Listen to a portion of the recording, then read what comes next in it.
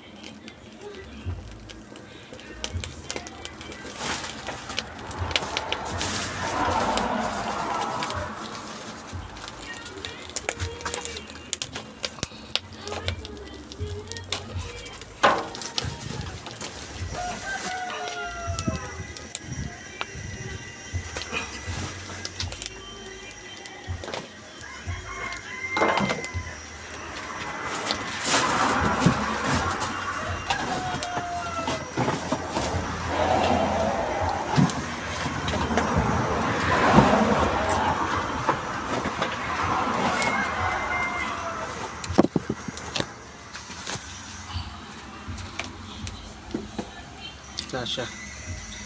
Baon ng niyog.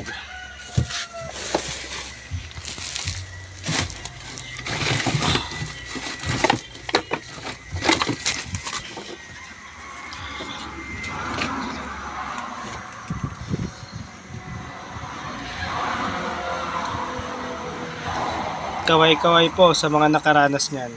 Meron pa ba dito sa syudad? Sa amin meron.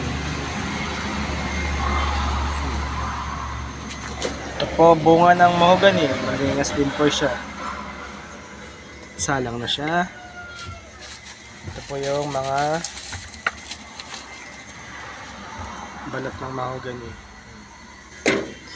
Yun nga lang ang problema rito. Mausok at mauling. Kaya po yung kaldero namin sa loob lang hinugasan, sa labas hindi na kasi. Yan. Kaway-kaway po sa mga nakaranas na ito.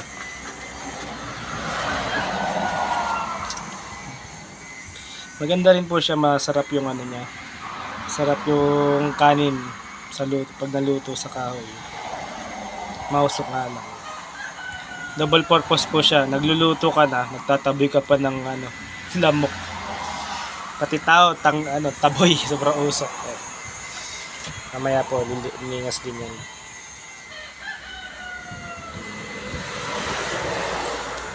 Ano yata ang apoy? Meron. Ayusin natin, puro yata. Sakit eh.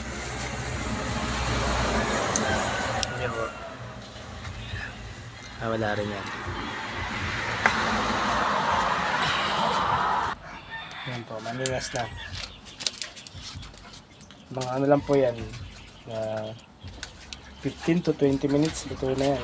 Kukulo na mga maya 5 minutes. Masyado po kasi mainit yung bunot na to, kaya mabilis makapagpaningas. Mabilis makapagpaluto. Kaway-kaway po sa mga gumagamit dito dati noon. Kami hanggang ngayon ginagamit pa rin namin.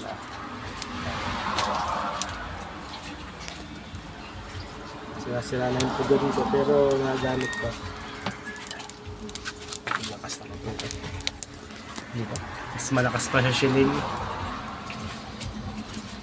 Tipid pa sa konsumo. Pagluto ka ng libre. Walang dagdag gastos. Okay. Maya-maya luto na yan. Okay.